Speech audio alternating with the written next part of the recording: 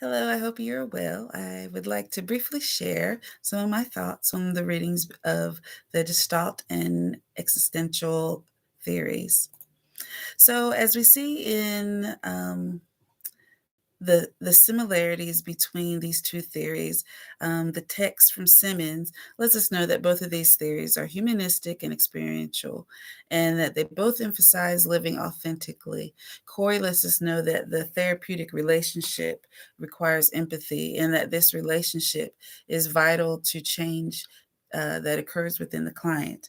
Both of these theories um, can be utilized within a group setting, and in that group setting, the therapist utilizes self disclosure as a way to be authentic and to facilitate change and growth within the group.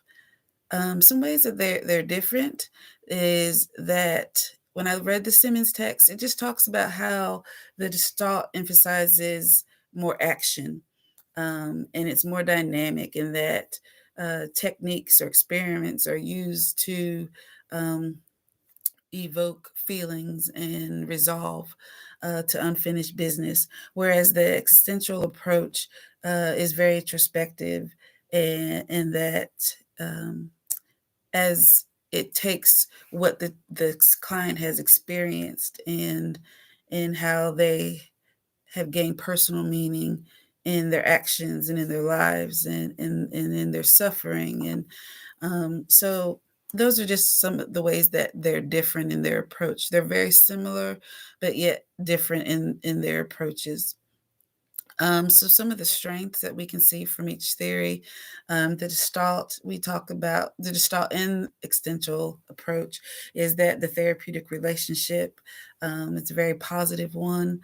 And when we're talking about the Gestalt in particular, Corey lets us know that it's just an opportunity for the client to achieve understanding through their experience, their lived experience.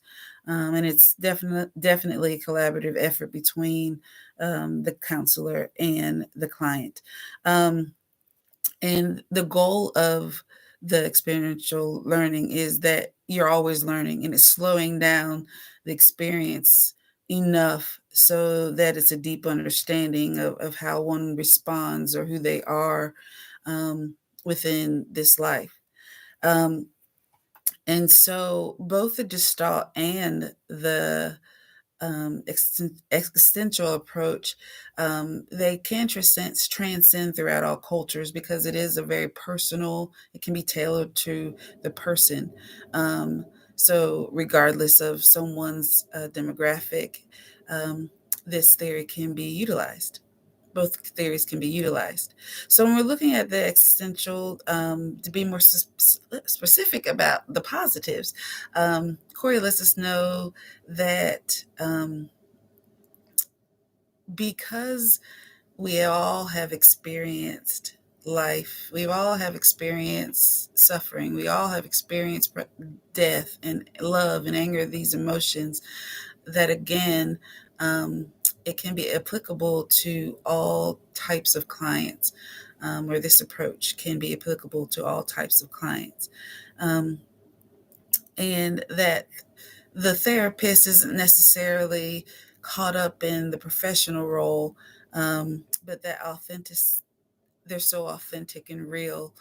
They have to be in this approach that clients respect that and they respect and appreciate them being with them in the present.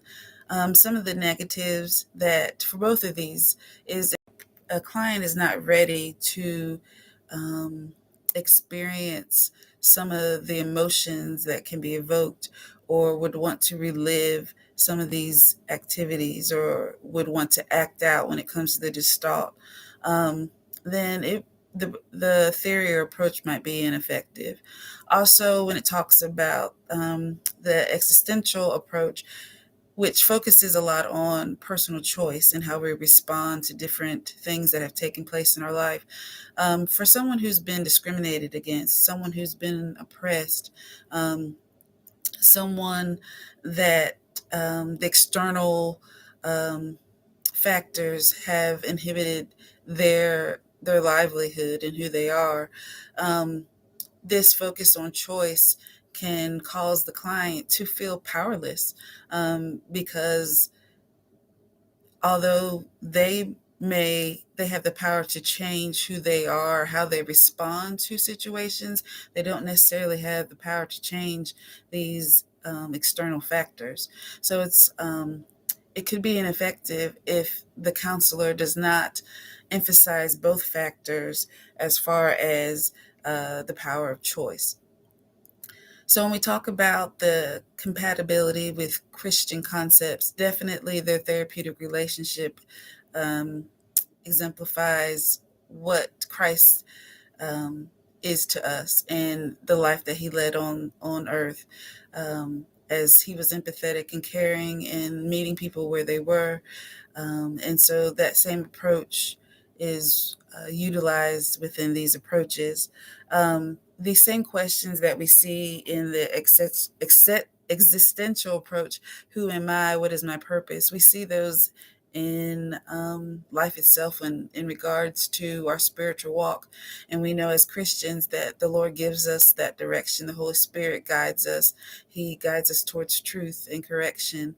The limitations are that if we just stop with these theories as far as self-awareness, and that is the truth, and that our feelings represent what is truth, we miss out on the power of the Holy Spirit of transforming our lives, and again pointing us to true truth, and that our emotions don't always dictate what we should do in life.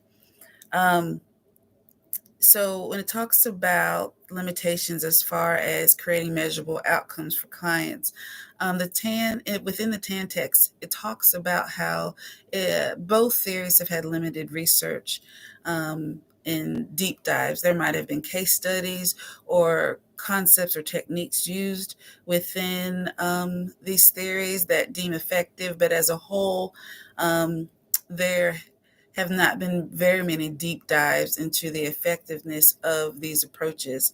Um, the Gestalt has had more studies done, but with new modern approaches to these theories, there are constantly being new studies done to show the effectiveness, or again, concepts of these theories that are effective in the therapeutic setting.